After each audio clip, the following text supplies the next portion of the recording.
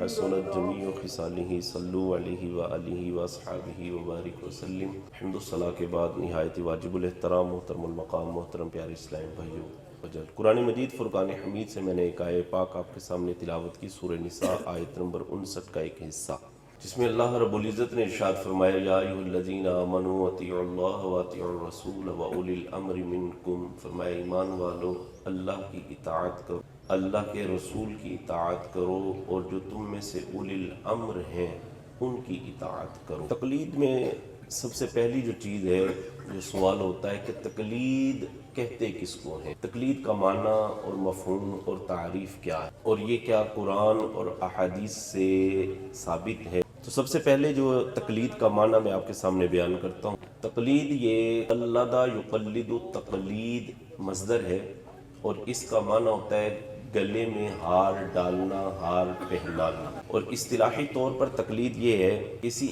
ایسے شخص کے قول پر عمل کر لینا کہ جن کا قول ماخذ شریعت نہیں ہے، ان کے قول پر عمل کرنا بغیر دلیل پوچھے ہوئے، اس کو تقلید کہا جاتا ہے۔ کسی کا قول ہو اور ان کے قول پر عمل کر لیا جائے اور ان سے دلیل کا مطالبہ نہ کیا جائے، اس کو تقلید کہا جاتا ہے۔ تقلید کا ثبوت الحمدللہ قرآن سے بھی اس کا ثبوت موجود ہے، اور احادیث کریمہ سے بھی اس کا ثبوت موجود ہے، جیسا کہ سورہ نساء کی آیت نمبر 59 کا میں نے ایک حصہ آپ کے سامنے تلاوت کیا ہے، جس میں اللہ رب العزت نے ارشاد فرمایا یا ایھا الذین آمنوا اطیعوا اللہ واطیعوا الرسول واولی الامر منکم، فرمایا اے ایمان والو اللہ کی اطاعت کرو، اللہ کے رسول کی اطاعت کرو، اور جو تم میں سے اولو الامر ہیں ان کی اطاعت کرو۔ اب یہ جو اولو الامر فرمایا گیا نا، اولی الامر منکم، کہ اولو الامر کی اطاعت کرو، یہ اطاعت پہلی دو اطاعتوں کے ضمن اور ان کے سائے میں ہے۔ پہلی جو دو اطاعتوں کا ذکر کیا گیا، ان کے ساتھ اللہ تبارک و تعالی نے اطیعوا کا کلمہ ارشاد فرمایا، اطیعوا اللہ، اور پھر فرمایا واطیعوا الرسول، اللہ کی اطاعت کرو، اللہ کے رسول کی اطاعت کرو، اور آگے فرمایا واولی الامر، یہاں اطیعوا کا کلمہ ارشاد نہیں فرمایا بلکہ عطف کر دیا گیا، جس سے مراد یہی ہے کہ یہ جو تیسری اطاعت فرمائی گئی ہے، یہ دو جو پہلی اطاعتوں کا ذکر ہو چکا، یہ تیسری اطاعت ان دو اطاعتوں کے ضمن اور ان کے سائے میں ہے۔ اب اس سے وہ لوگ جو ہے وہ جو طرح طرح کی باتیں کرتے ہیں، اعتراضات بھی کرتے ہیں، کہتے ہیں جب قرآن اور حدیث موجود ہے اور فرمایا گیا اطیعوا اللہ واطیعوا الرسول، تو تیسری چیز کی طرف جانے کی کیا ضرورت پڑی ہے جی، کیا حاجت پڑی؟ میں نے کہا قرآن اگر بندہ پورا پڑھے نا، پورا پڑھے، تو پھر سمجھ آتی ہے کہ تیسری اطاعت کا بھی اللہ نے ہی قرآن میں ارشاد فرمایا ہے کہ اللہ کی اطاعت کرو، اللہ کے رسول کی اطاعت کرو، اور جو تم میں سے اولو الامر ہیں ان کی اطاعت کرو۔ اب وہ اولو الامر کون لوگ ہیں؟ جامع البیان للطبری جلد نمبر 4 صفحہ نمبر 206 اور 207 پر یہ بات موجود ہے۔ حضرت عبداللہ بن عباس رضی اللہ تعالی عنہما، مشہور مفسر قرآن، مشہور صحابی رسول صلی اللہ علیہ وسلم، حضرت عبداللہ بن عباس، حضرت عطا بن سائب، حضرت امام مجاہد اور حضرت امام حسن بصری رضی اللہ تعالی عنہ فرماتے ہیں یہاں پر اولی الامر سے مراد فقہا ہیں، جو مجتہد ہیں، فرمایا ان کی اطاعت کا اللہ نے حکم ارشاد فرمایا ہے کہ اللہ کی اطاعت کرو، اللہ کے رسول کی اطاعت کرو، اور جو تم میں سے فقہا ہے، بڑے علماء ہیں، ان کی اطاعت کرو۔ تو پتہ یہ چلا صرف دو اطاعتیں نہیں، تیسری اطاعت کرنے کا بھی اللہ نے ہی قرآن میں حکم ارشاد فرمایا ہے۔ ایک آیت تو یہ تقلید پر دلیل ہے۔ دوسری آیت پاک سورہ نحل میں اللہ رب العزت نے ارشاد فرمایا، فرمایا فَاسْأَلُوا أَهْلَ الذِّكْرِ إِن كُنتُمْ لَا تَعْلَمُونَ، فرمایا اہل ذکر یعنی علماء سے پوچھو، ان کنتم لا تعلمون، اگر تم نہیں جانتے، اگر تم نہیں جانتے تو علماء سے پوچھو۔ اب یہ اللہ تبارک و تعالیٰ کی طرف سے حکم ہے کہ اگر تمہیں علم نہیں ہے، اگر تم نہیں کسی بات کو جانتے تو علماء سے پوچھو، اہل علم سے پوچھو، اہل ذکر سے پوچھو، وہ تمہیں بتائیں گے۔ تو یہ جو پوچھنے کا فرمایا جا رہا ہے، اس کا کیا مقصد ہے کہ صرف پوچھ کے چھوڑ دینا ہے؟ صرف پوچھ کے چھوڑ دینا یہ مطلب ہے؟ نہیں، بلکہ یہ جو پوچھنے کا فرمایا جا رہا ہے کہ اہل علم سے پوچھو اگر تم نہیں جانتے، اس کا مطلب یہ ہے کہ پوچھو گے، وہ بتائیں گے، تو تم نے اس بتائے ہوئے پر عمل کرنا ہے۔ یہ تو نہیں ہے پوچھ کے چھوڑ دینا ہے، پوچھنا ہے اور پوچھ کر اس پر عمل کرنا ہے۔ تو قرآن حکم ارشاد فرما رہا ہے اگر تم نہیں جانتے تو اہل علم سے پوچھو اور پوچھ کر عمل کرو۔ اس سے بھی یہی بات سمجھ آتی ہے کہ جو بڑے علماء ہیں، جو فقہاء ہیں، جو مجتہدین ہیں، ان کی بات پر عمل کرنا یہ قرآن کا حکم ہے، یہ قرآن کا حکم ہے، قرآن یہ حکم دے رہا ہے۔ اچھا، اب ایک کویسچن، ایک سوال تو کلیئر ہوا کہ تقلید کی تعریف کیا ہے اور کیا قرآن سے اس کا ثبوت ہے۔ وہ میں نے 2 آیتیں آپ کے سامنے پیش کر دی۔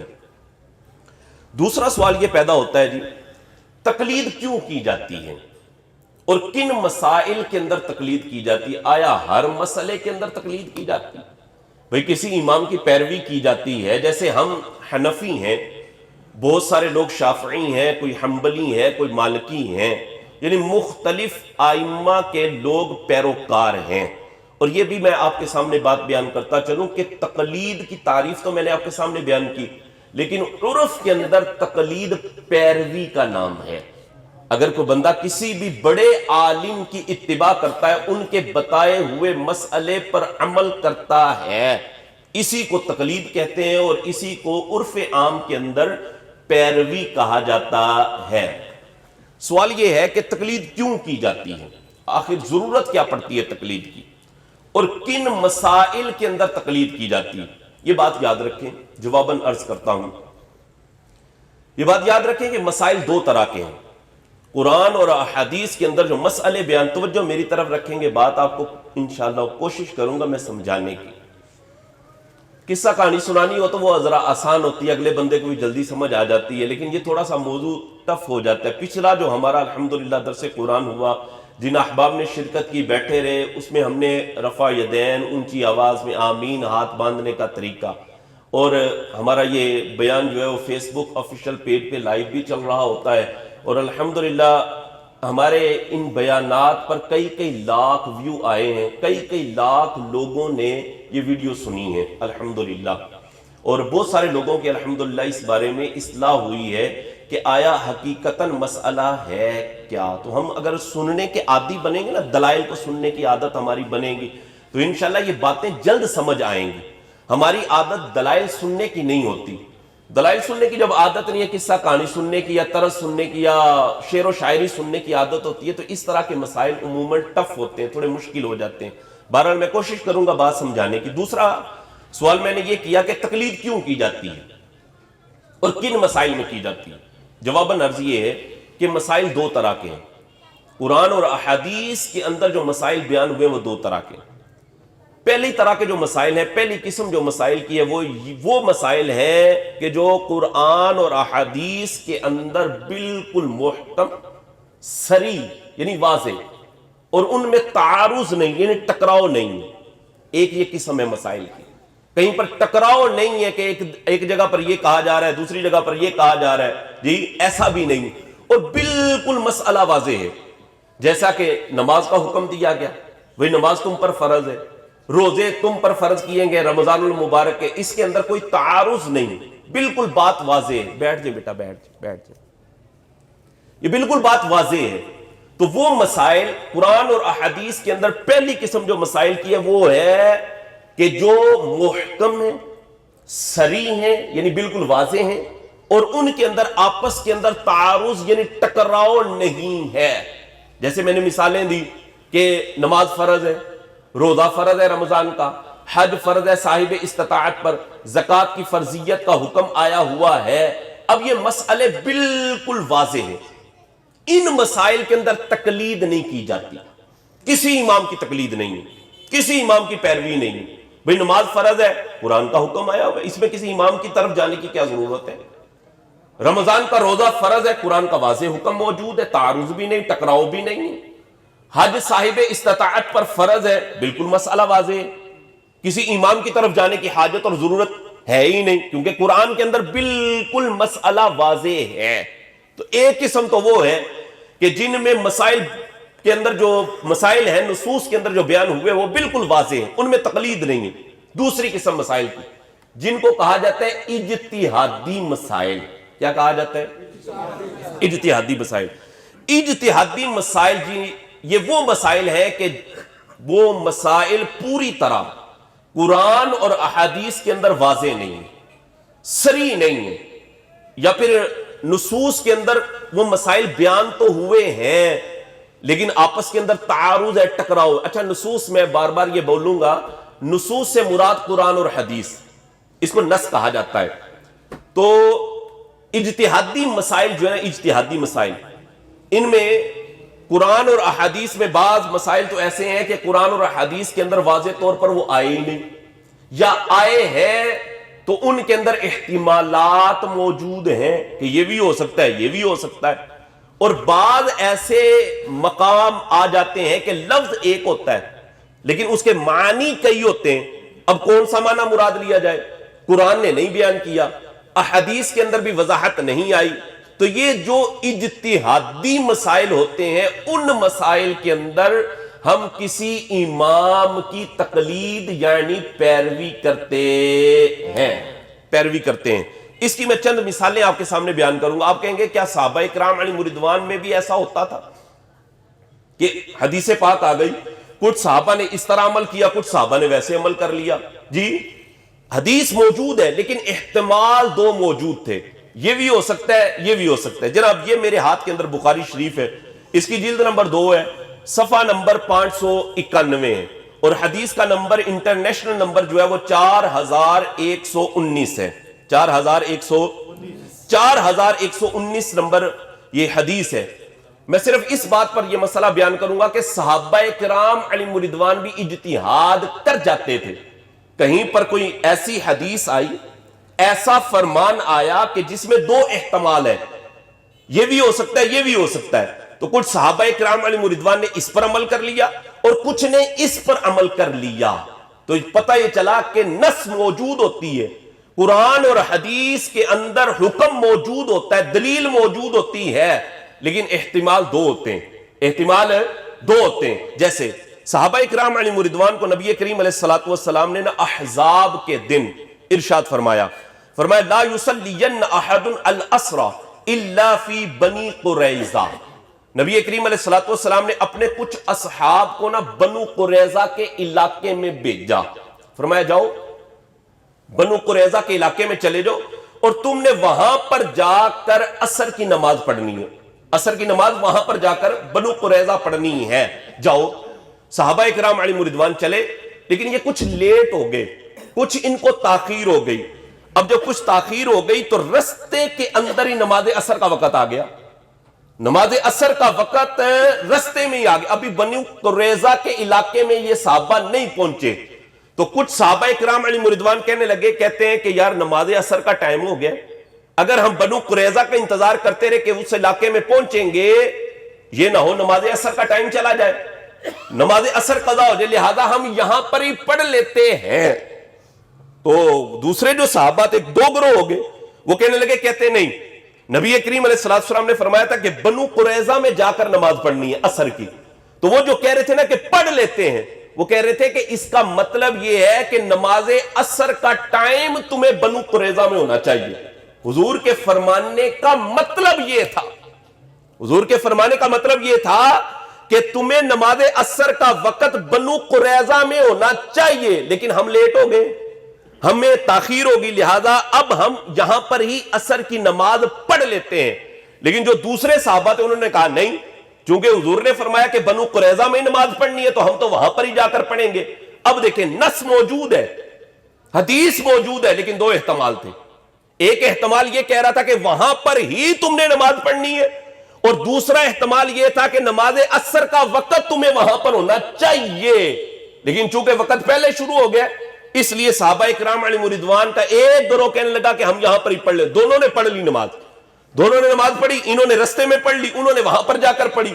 اب جب یہ واپس آئے اور نبی کریم علیہ الصلوۃ والسلام کی بارگاہ میں یہ پورا واقعہ بیان کیا، صحابہ اکرام علیہم رضوان میں سے کچھ کہنے لگے کہ حضور ہم نے تو رستے میں پڑھ لی تھی، ہم یہ سمجھ رہے تھے کہ آپ نے یہ جو فرمایا تھا کہ بنو قریظہ میں نماز پڑھنی ہے، ہم نے یہ سمجھا کہ تمہیں بنو قریظہ میں جا کر عصر کا ٹائم ہونا چاہیے، لیکن ہم لیٹ ہو گئے تھے، ہم نے رستے میں پڑھ لی. دوسرے کہنے لگے، کہتے حضور چونکہ آپ کا فرمان تھا کہ بنو قریظہ میں جا کر نماز پڑھنی ہے، ہم نے وہاں پر جا کر پڑھی ہے. جب یہ بات ذکر کی گئی نا، فَذُكِرَ ذَلِكَ لِلنَّبِيِّ صلی اللہ علیہ وآلہ وسلم، جب اس کا ذکر حضور کی بارگاہ میں ہوا، فَلَمْ يُعَنِّفْ وَاحِدًا مِّنْهُمْ، نبی کریم علیہ الصلوۃ والسلام نے دونوں گروہوں میں سے کسی گروہ پر بھی تنقید نہیں فرمائی. یہ ہے اجتہاد. نص موجود ہے تو بعض اوقات ایسا ہوتا ہے نص موجود ہوتی ہے، لیکن نص کے اندر، قرآن اور حدیث کے اندر جو حکم بیان کیا گیا وہ اس میں 2-3 احتمالات نکل رہے ہوتے ہیں. اب جو مجتہد ہوتا ہے، بڑا عالم ہوتا ہے، جس کے سامنے جو ہے وہ سارے دلائل اس کی نظر کے سامنے ہوتے ہیں، تو اب وہ اجتہاد کرتا ہے، اور اجتہاد کر کے ایک احتمال کو کسی دلیل کے ذریعے سے ایک احتمال کو خاص کر دیتا ہے، اور ان کے بیان کردہ احتمال پر عمل کرنے کو تقلید اور پیروی کہا جاتا ہے. ایک یہ بات بنی. اچھا، بعض اوقات ایسا ہوتا ہے کہ مسائل کے اندر نص ہوتی ہی نہیں ہے، قرآن اور حدیث کے اندر حکم آیا ہی نہیں ہے، پھر وہاں پر اجتہاد کیا جاتا ہے. جیسے کتے کا حکم ہے، کتا حلال ہے حرام ہے، نہ قرآن کے اندر حکم آیا ہے جی، نہ حدیث کے اندر حکم ہے. قرآن اور حدیث کے اندر یہ حکم آیا ہی نہیں کہ کتا حلال ہے یا حرام ہے جی. اب کیا ہے؟ اب مجتہدین نے اجتہاد کیا ہوا ہے، اور ایسی نصوص اور ایسی دلیلیں قرآن اور حدیث سے وہ دلیلوں کو سامنے رکھ کر انہوں نے حکم بیان کیا ہے کہ کتا حرام ہے، کتا حرام. اب وہ لوگ جو کہتے ہیں نہیں جی نا ہم تو کسی امام کی مانتے ہی نہیں، ہم تو ہے ہی غیر مقلد، اب ان کو کہو پھر غیر مقلد ہونا. وہ کہتے ہیں جی قرآن اور حدیث جب موجود ہے تو پھر تیسری چیز کی طرف جانے کی کیا ضرورت پڑی ہے جی، اطیعوا اللہ و اطیعوا الرسول پر عمل کرو. میں نے کہا پھر کتے کا حکم بھی مجھے نکال کر دکھاؤ ذرا. قرآن اور حدیث کے اندر کتے کی حلت اور حرمت کا حکم آیا ہی نہیں ہے جی. تو نص کبھی ایسا ہوتا ہے نص موجود ہی نہیں ہوتی، اب وہ مجتہد کا کام ہوتا ہے. کس کا کام ہوتا ہے؟ مجتہد کا کام ہوتا ہے. قرآن اور حدیث سمجھنا ہر بندے کے بس کی بات نہیں ہے. اب عامی شخص، ہم عامی ہیں، ہم عوام ہیں، عامی شخص کے سامنے یہ قرآن اور حدیث رکھ دیا جائے، بھائی بولو یہ قرآن اور یہ حدیث ہے، مجھے جو تم حکم پر عمل کر رہے ہو دلیل نکال کر دکھاؤ. دلیل نکال کر دکھاؤ نا، یہ قرآن ہے، یہ حدیث موجود ہے، نکال کر دکھا حدیث جی، دلیل نکال کر دکھا، حکم نکال کر دکھا. اب اس کی بلا جانے کے حکم میں کیسے نکالوں گا بھائی، کیسے نکالوں گا؟ تو عامی شخص پر لازم ہے، واجب ہے کہ وہ کسی امام کی پیروی کرے، کسی امام کے پیچھے چلے، اسی میں اس کے لیے عافیت ہے. اور بعض اوقات ایسا ہوتا ہے، 2 چیزیں میں نے بیان کی. تیسری چیز، بعض اوقات ایسا ہوتا ہے کہ نصوص موجود ہوتی ہیں، ادھر بھی نص موجود ہے، قرآن اور حدیث کے اندر بیان ہے، ادھر بھی نص موجود ہے، لیکن دونوں نصوں کے اندر آپس کے اندر تعارض ہوتا ہے، ٹکراؤ ہوتا ہے. اب کیا کریں بھائی، یہاں پر بھی حکم آیا ہوا، یہاں پر بھی حکم آیا، یہ حکم الگ ہے، یہ حکم الگ ہے. اب کیا کیا جائے گا؟ اب مجتہد اجتہاد کرتا ہے. جیسے نبی کریم علیہ السلام کی ایک حدیث ہے، میرے آقا علیہ السلام نے ارشاد فرمایا فرّ من المجذوم کا فرارک من الاسد. حضور نے فرمایا مجذوم یعنی کوڑ والے مرض جس کو لگ جائے نا، اس سے ایسے بھاگو جیسے شیر کو دیکھ کر بھاگتے ہو. حدیث بالکل صحیح ہے، صحیح درجے کی حدیث ہے جی. فرمایا کوڑ والا جو بندہ ہے نا، کوڑ کا مرض جس کو لگ چکا ہے، اس سے ایسے بھاگو جیسا کہ تم شیر کو دیکھ کر بھاگتے ہو. ایک حدیث ہے. دوسری طرف حکم یہ ہے, نبی کریم علیہ الصلوۃ والسلام نے ارشاد فرمایا کسی بھی بیماری کے بارے میں, فرمایا لا عدو ولا طیارہ, کوئی بیماری متعدی نہیں ہوتی, کوئی بیماری اڑ کر نہیں لگتی. اب ایک طرف یہ حکم آیا ہوا ہے کہ جی دوڑ جاؤ, اس کے نیڑے نہ جاؤ, اور ایک طرف حکم آیا ہوا ہے کہ جناب کوئی بیماری متعدی نہیں ہوتی. کوئی بیماری ایسا نہیں کہ ایک بندہ دوسرے بندے کے ساتھ سلام لے, ہاتھ ملائے تو بیماری اس کی طرف منتقل ہو جائے کیونکہ شیر اٹ لگ جائے گا. جی ایسی کوئی صورت ہے؟ اب دونوں حدیثیں, دونوں طرف نص موجود ہیں اور دونوں میں تعارض نظر آ رہا ہے. ایک میں یہ سمجھ آ رہا ہے کہ بیماری متعدی ہو جاتی ہے, تبھی تو فرمایا دوڑ جاؤ, اور ایک طرف یہ حکم آ رہا ہے کہ بیمار جو ہے اس کی بیماری متعدی نہیں ہوگی, اڑ کر نہیں لگے گی. دونوں طرف احادیث موجود ہیں. اب فرمایا اب مجتہد کا کام ہوتا ہے, وہ اجتہاد کرتا ہے کہ دونوں حدیثوں پر ایسے عمل ہو جائے, ایسا کوئی تطبیق والا رستہ نکالا جائے کہ دونوں حدیثوں پر عمل ہو جائے. امام اعظم ابو حنیفہ رحمۃ اللہ تعالی علیہ جو ہے وہ تطبیق والی صورت, یعنی بین بین بیچ والی صورت کو اپناتے ہیں. یہ بات بیان ہوئی جناب. چوتھی چیز اس میں یہ ہوتی ہے کہ بعض اوقات ایسا ہوتا ہے کہ نص کے اندر کوئی لفظ بیان کیا گیا ہوتا ہے, نص کے اندر کوئی لفظ آتا ہے, اس لفظ کے کئی معنی ہوتے ہیں, کئی معنی ہوتے ہیں. اب کون سا معنی مراد لیا جائے, اس بارے میں قرآن اور حدیث کے اندر واضح حکم نہیں ہوتا. پھر اب مجتہد اجتہاد کرتا ہے, اور مجتہد اجتہاد کر کے ایک معنی کو کسی دلیل کے ساتھ متعین کرتا ہے. قرآن مجید فرقان حمید کے اندر حکم ہے, وہ عورتیں جن کو طلاق ہو جائے نا, طلاق, ان کی عدت کا بیان ہے کہ وہ عورتیں عدت گزاریں گی, کتنے ماہ, کتنے حیض اور کتنے طہر, کیا حکم ہوگا. جی قرآن بیان کرتا ہے, فرمایا والمطلقات یتربصن بانفسہن ثلاثۃ قروء, فرمایا وہ عورتیں جن کو طلاق ہو جائے وہ اپنے آپ کو 3 قروء تک روکیں گی. کتنے قروء تک؟ 3 قروء تک روکیں گی. اب لفظ قروء جو ہے نا, لفظ قروء, اس کا ایک معنی حیض یعنی وہ ناپاکی کے ایام, اور ایک معنی اس کا طہر ہے, پاکی کے ایام, اور دونوں معنی حقیقی ہیں, معنی مجازی نہیں ہے. یہ نہیں ہے کہ ایک مجاز ہے اور ایک حقیقت ہے, ایسا نہیں, دونوں معنی حقیقی ہیں. واضح نے ابتداءً ہی اس لفظ کو 2 معنی کے لیے وضع کیا ہے, جو ہے بنایا ہے, ایک لفظ اور معنی 2, حیض والا معنی یا طہر والا معنی. کون سا معنی مراد لے جی؟ نہ قرآن کے اندر واضح طور پر حکم موجود ہے, نہ کسی حدیث کے اندر واضح طور پر حکم موجود ہے کہ یہاں قروء سے کون سا معنی مراد لیا جائے.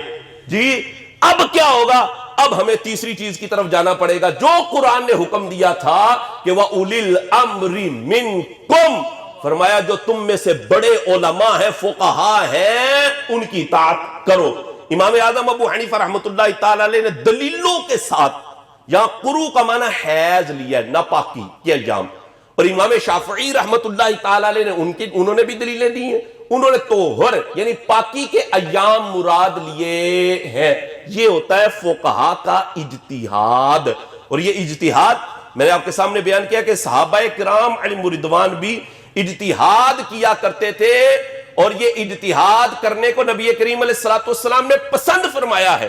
حضرت معاذ بن جبل رضی اللہ تعالی عنہ کو جب نبی کریم علیہ الصلوۃ والسلام نے یمن کا قاضی بنا کر روانہ کیا نا, اب کرنے لگے نا, یہ سنن ابی داؤد کے اندر 3592 نمبر حدیث ہے, 3592 نمبر حدیث ہے. نبی کریم علیہ الصلوۃ والسلام نے حضرت معاذ بن جبل کو جب یمن کی طرف قاضی بنا کر آپ روانہ فرمانے لگے, فرمایا اے معاذ کیف تقضی, تو لوگوں کے درمیان کیسے فیصلہ کرو گے؟ تو حضرت معاذ بن جبل کہتے ہیں اقضی بکتاب اللہ تعالی, عرض کرتے ہیں یا رسول اللہ صلی اللہ علیہ وسلم میں اللہ کی کتاب سے فیصلہ کروں گا. نبی کریم علیہ الصلوۃ والسلام نے ارشاد فرمایا اگر تمہیں اللہ کی کتاب کے اندر وہ حکم نہ ملے تو پھر کیا کرو گے؟ تو حضرت معاذ بن جبل کہتے ہیں اقضی بسنت رسول اللہ صلی اللہ علیہ وسلم, میں اللہ کے رسول کی حدیث سے فیصلہ کروں گا, اللہ کے رسول کی حدیث سے فیصلہ کروں گا. نبی کریم علیہ الصلوۃ والسلام نے فرمایا اگر تمہیں حدیث کے اندر بھی حکم نہ ملے تو حضرت معاذ بن جبل رضی اللہ تعالیٰ عنہ کہنے لگے, کہتے ہیں اجتہدوا برأیی, عرض کرتے ہیں یا رسول اللہ صلی اللہ علیہ وسلم پھر میں اجتہاد کروں گا. عرض کی حضور میں پھر اجتہاد کروں گا. حضرت معاذ بن جبل رضی اللہ تعالیٰ، حضور نے یہ نہیں فرمایا کہ معاذ یہ تم نے کیا کہہ دیا، جب کتاب اللہ موجود ہے، میری حدیثیں موجود ہے، تو پھر تیسری چیز کی طرف کیوں جا رہے ہو؟ یہ حضور نے نہیں فرمایا. بلکہ جب حضرت معاذ بن جبل نے یہ کہا نا کہ حضور میں پھر اجتہاد کروں گا، تو نبی کریم علیہ السلام نے ایسے اپنا ہاتھ ان کے سینے پر تھپکی دیتے ہوئے مارا اور اللہ کا شکر ادا کرتے ہوئے میرے آقا علیہ السلام نے ارشاد فرمایا کہ اللہ کا شکر ہے کہ جس نے اللہ کے رسول کے قاصد کو ایسی توفیق عطا فرمائی ہے.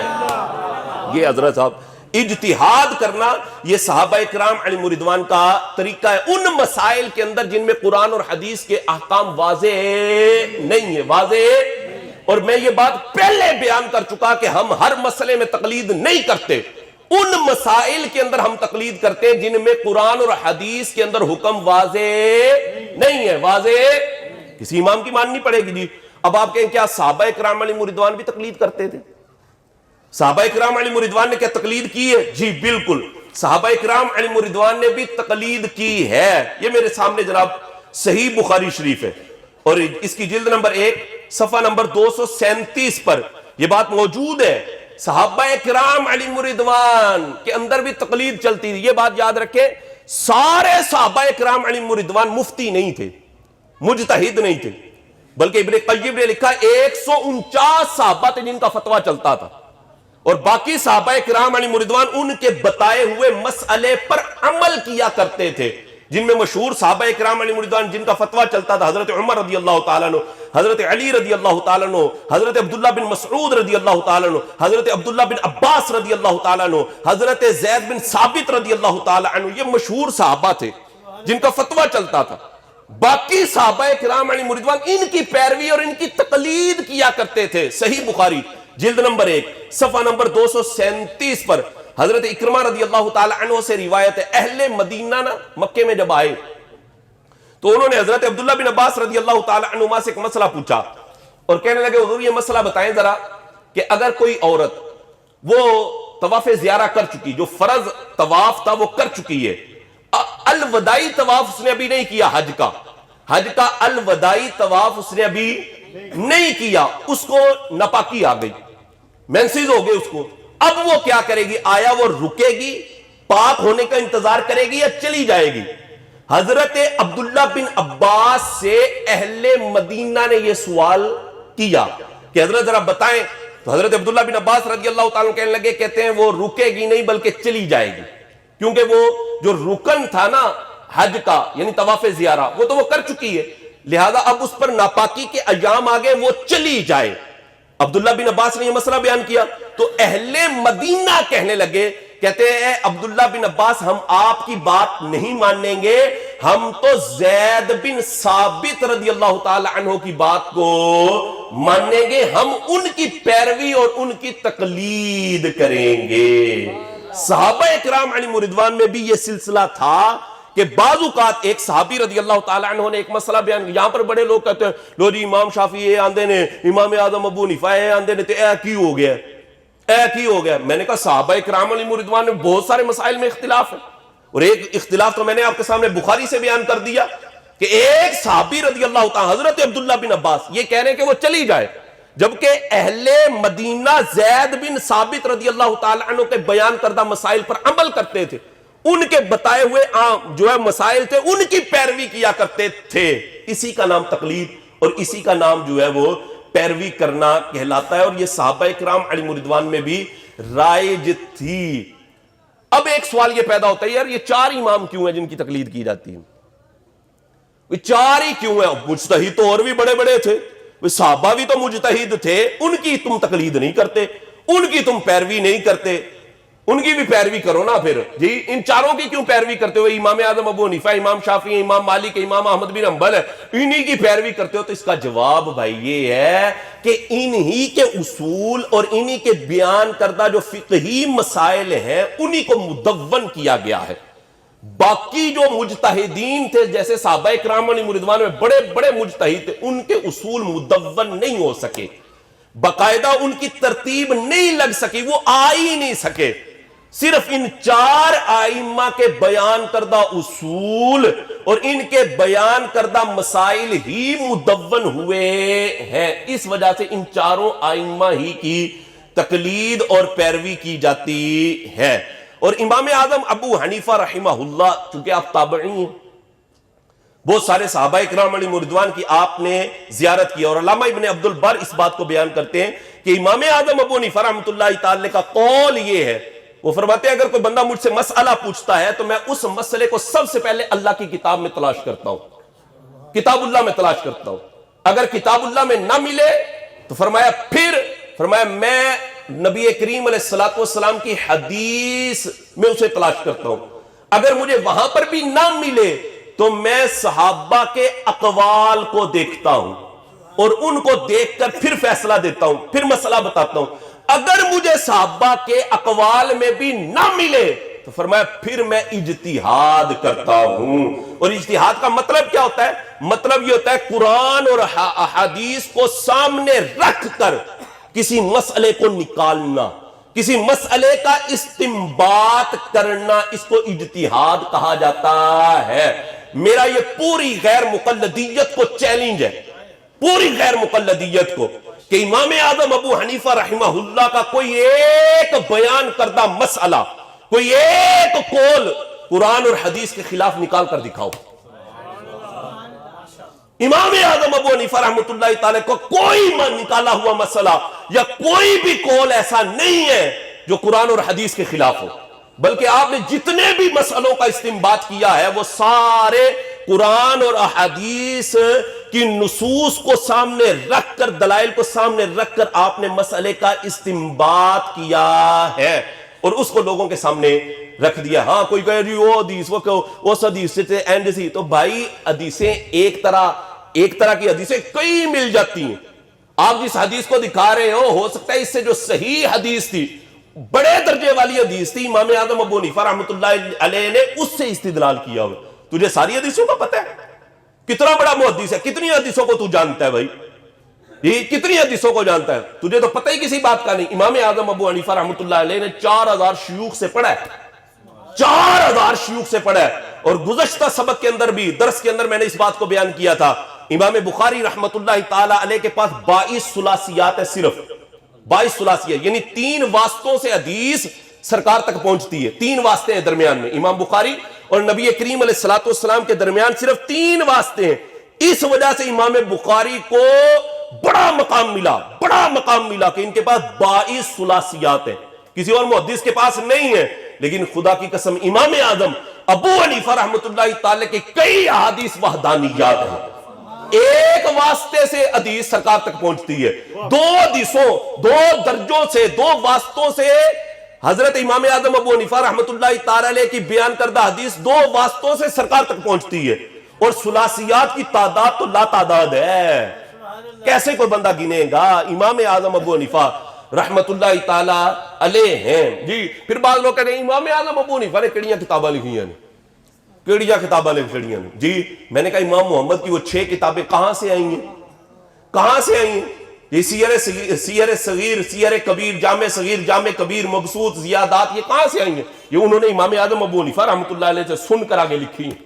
کتاب الاثار امام اعظم ابو حنیفہ کی ہے جی، اور مسند امام اعظم ابو حنیفہ کی ہے۔ فقہ اکبر کس کی ہے؟ کون لکھ کر چلا گیا ہے؟ یہ امام اعظم ابو حنیفہ رحمۃ اللہ تعالی علیہ کی کتاب ہے۔ یہ ناتے نہیں سی لکھی، اور بھائی انہی کے اقوال سے ان لوگوں نے لے کر آگے جو ہے کتاب کو مرتب کی ہے، ضروری نہیں انہوں نے لکھی ہوئی ہے۔ ہم یہ مسند امام احمد ہے، اب پوچھا جائے کیا مسند امام احمد جو تم بھی بڑے حوالے دیتے ہو جی، یہ مسند امام احمد میں آیا ہوا ہے، تو وہ کیا امام احمد بن حنبل نے خود لکھی ہے؟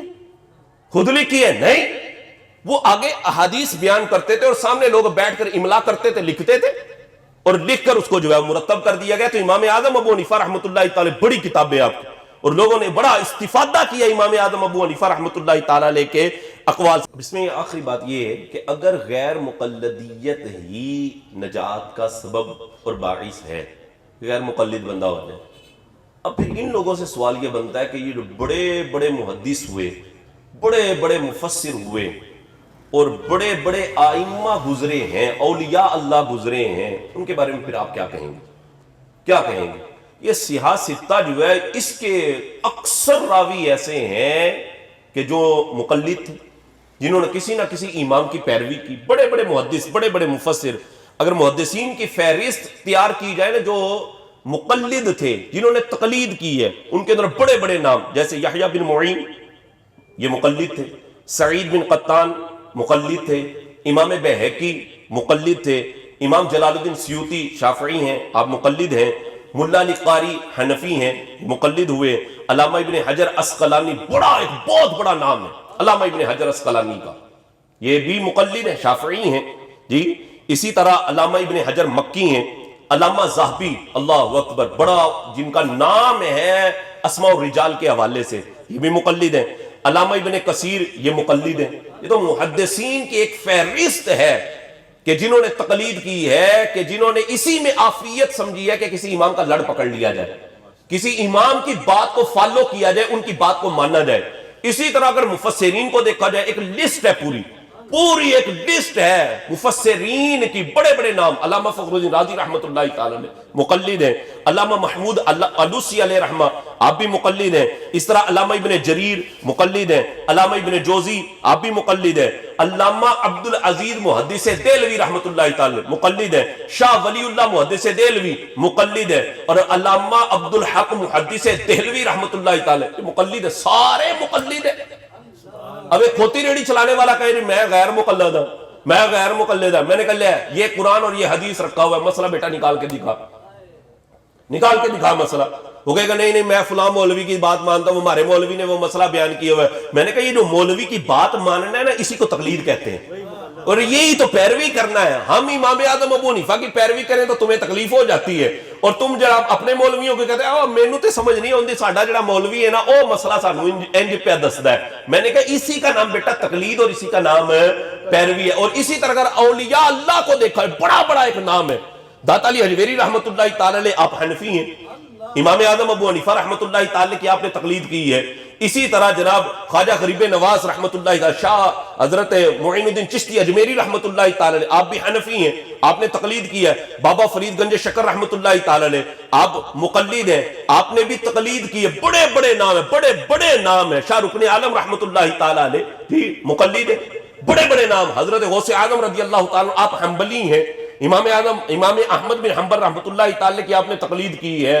تو اگر بھائی غیر مقلدیت ہی نجات ہے تو ان بڑے بڑے آئمہ اور بڑے بڑے علماء، بڑے بڑے محدثین، بڑے بڑے مفسرین کے بارے میں تم کیا کہو گے؟ بیٹا تمہارا تو اتنا علم ہے ہی نہیں جتنا علم ان کا تھا، لیکن انہوں نے پھر بھی کسی نہ کسی امام کا لڑ پکڑنے میں ہی عافیت سمجھی ہے کہ کسی امام کے پیچھے چلیں۔ اور امام اعظم ابو حنیفہ رحمۃ اللہ تعالی علیہ کی ان میں سے اکثر نے امام اعظم ابو حنیفہ رحمۃ اللہ علیہ کی تقلید کی ہے۔ اور یہ خود امام بخاری، چلو امام بخاری کے بارے میں تو یہ بیان کیا جاتا ہے وہ خود مجتہد تھے۔ حضرت امام بخاری رحمۃ اللہ تعالی علیہ نے جن سے احادیث لی ہیں جو آپ کے راوی ہیں، ان میں اکثر راوی ایسے ہیں جو مقلد تھے، بلکہ جو 22 ثلاثیات ہیں نا امام بخاری کی، ان میں سے 11 ثلاثیات کے راوی جو ہیں وہ حنفی ہیں۔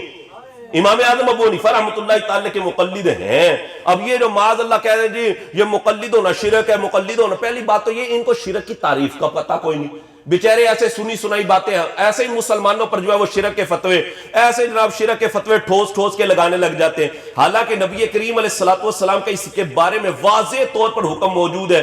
بخاری شریف جلد نمبر 1 صفحہ نمبر 179 پر نبی کریم علیہ الصلوۃ والسلام کا فرمان ہے، حضور علیہ الصلوۃ والسلام نے قسم اٹھائی تھی، فرمایا مجھے خوف ہی نہیں ہے کہ میری امت میرے بعد مشرک ہو جائے گی۔ سرکار نے قسم اٹھائی، بخاری شریف جلد نمبر 1 صفحہ نمبر 179 پر یہ حدیث موجود ہے۔ حضور فرماتے ہیں مجھے خوف ہی نہیں ہے کہ میری امت میرے بعد مشرک ہو جائے، یہ ہو ہی نہیں سکتا کہ میری امت مشرک ہو جائے گی۔ اور یہ صبح و شام معاذ اللہ اٹھتے ہیں، اے شرک ہو گیا، اے مشرک ہو گئے نے، اے درباراں تے گئے نے تے شرک ہو گیا۔ کس نے کہا بھی درباروں پہ جا کے کون شرک کرتا ہے؟ کوئی بھی نہیں کرتا۔ کوئی مسلمان جو ہے وہ دربار کو سجدہ نہیں کر سکتا، اگر کوئی سجدہ کرے گا تو وہ جاہل ہوگا، اہل سنت کے نظریے سے ہٹ کر کوئی کام کر رہا ہے تو کرے، اہل سنت کا یہ نظریہ ہے ہی نہیں، اہل سنت کا یہ نظریہ نہیں ہے۔ اعلیٰ حضرت امام محمد رضا خان علیہ رحمت الرحمن فتاوی رضویہ میں اس چیز کو بیان کرتے ہیں، آپ فرماتے ہیں اگر کسی اللہ کے ولی کے پاس آپ جائیں ان کے مزار پر حاضری دینے جائیں تو فرمایا چومنے سے بھی اعلیٰ حضرت نے منع کیا ہے. فرمایا نہ چومے، کیونکہ چومنے کے لیے جھکنا پڑے گا. تو کوئی ایسا نہ کوئی بندہ دور سے دیکھ رہا ہو اور کہ وہ دیکھو جو سجدہ کر رہا ہے معاذ اللہ. اعلیٰ حضرت امام محمد رضا خان علیہ رحمت الرحمان فرماتے چومنا بھی منع ہے. جائیں ایسے کھڑے ہو جائیں ان کے مواجہ کے سامنے، چاہے جو ہے وہ کھڑے ہو جائیں یا بیٹھ جائیں، بیٹھ کر فاتحہ پڑھیں، سورہ جو ہے وہ فاتحہ پڑھیں، سورہ اخلاص پڑھیں، تلاوت کریں اور ان کی روح کو جو ہے وہ اصالہ ثواب کریں اور ان کے وسیلے سے اللہ کی بارگاہ میں دعا کریں اور واپس آ جائیں. واپس آنے مجھے بتائیں اس میں کون سا شرک ہے بھائی؟ کون سی بدعت ہو گئی ہے یہ؟ نبی کریم علیہ السلام سے خود یہ ثابت ہے کہ حضور جان عالم صلی اللہ علیہ وسلم غزوہ احد میں شہید ہونے والے شہداء کے مزارات پر، ان کی قبروں پر سرکار تشریف لے کر جایا کرتے تھے. اور سرکار کے بعد خلفائے راشدین کا بھی یہ معمول رہا ہے. ایک قبروں پہ جانا کوئی منع نہیں ہے. اور اگر کوئی بندہ جا کے سجدہ کرتا ہے تو ایویں نہیں پھر بھی کسی کو مشرک کہہ سکے. ہو سکتا ہے یہ بندہ جاہل ہے، بیچارے کو پتہ کوئی نہ ہو، پتہ خدا سمجھ کر کوئی بھی نہیں سجدہ کر سکتا. مسلمان کوئی مسلمان ایسا عمل نہیں کر سکتا. اور یہ صبح و شام معاذ اللہ جو ہے شرک ہے جی شرک ہے، یہ مشرک ہو گیا. بھائی یہ مسلمان کو تم کس طرح جو ہے وہ شرک کے فتوے لگا کر کہاں لے کر جانے والے ہو؟ حضور کا تو فرمان موجود ہے. میرے آقا نے فرمایا مجھے ڈر ہی کوئی نہیں، مجھے خوف ہی کوئی نہیں. سرکار نے واللہ قسم اٹھائی کہ میرے بعد میری امت مشرک ہو جائے گی. فرمایا ایسا ہو ہی نہیں سکتا، ایسا ہو ہی نہیں سکتا. تو یہ مقلد ہونا الحمدللہ قرآن سے بھی ثابت ہے، احادیث سے بھی ثابت ہے کہ کسی امام کے پیچھے چلنا یہ عافیت ہے اور اسی میں بندے کی بچت ہے. آج جو نوجوانوں میں یہ بے راہ روی، گمراہی اور بے باکی جو پیدا ہو رہی ہے، اس کا ایک سبب جو ہے یہ غیر مقلدیت ہے. غیر مقلدی ہے. پہلے لوگ یقین کریں علماء سے بات کرتے ہوئے بڑے ادب سے بات کرتے تھے. آج یہ جو علماء کے خلاف زبان درازیاں شروع ہو گئی ہیں نا، بڑے بڑے علماء کے خلاف زبان درازیاں شروع ہو گئی، اس کی وجہ یہ غیر مقلدیت ہے.